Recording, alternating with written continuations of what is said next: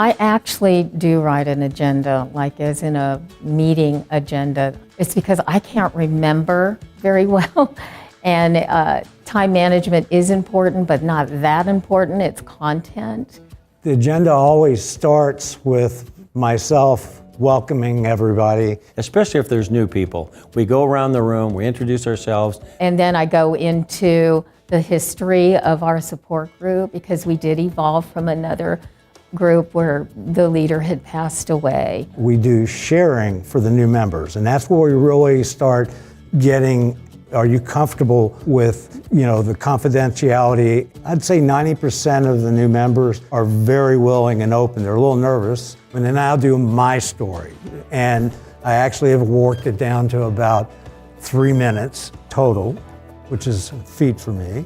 If there's not new people in the meeting, if it's just the group that's always been there, I usually start off with what's new with you guys, anything you want to talk about, because a month can be a long time for some folks, especially if they've had a couple of doctor's appointments. When we have a speaker, we usually have an hour to an hour and a half set out for the speaker.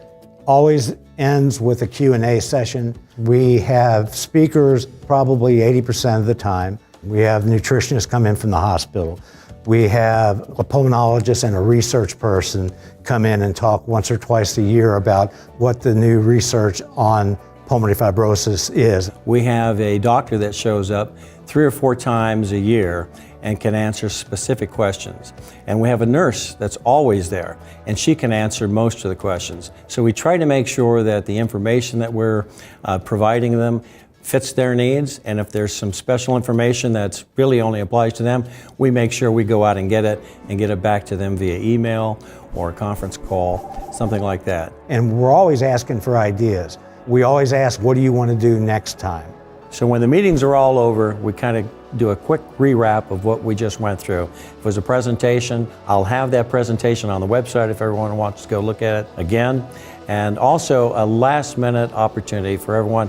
Is there something that you didn't get to say in the meeting, a concern that you have or a question that you have for the next meeting? Let's talk about it now. If not, we'll conclude the meeting and go home. It's important to recruit new members because, quite honestly, we've had folks show up to our group and they've been diagnosed for 3 or 4 years and they've never been in a support group. They've never heard about all the things that they could do to help themselves, like rehab, like oxygen therapy. So it's important to let those people out there know that there is a support group for them to show up to. It's actually our job and our passion to recruit new members. The channels we use are local doctors and pulmonologists, pulmonary rehab staff. All the rehab folks know if you have somebody come in there for pulmonary rehab and they're not aware of the support groups, they've got our flyers, they've got our information. We set up tables at local hospitals and start doing outreach to people. Hey, what do you know about pulmonary fibrosis? Have you heard of it? It's interesting how many in the general public actually know someone with PF, but they didn't realize there was an entity out there for support and education.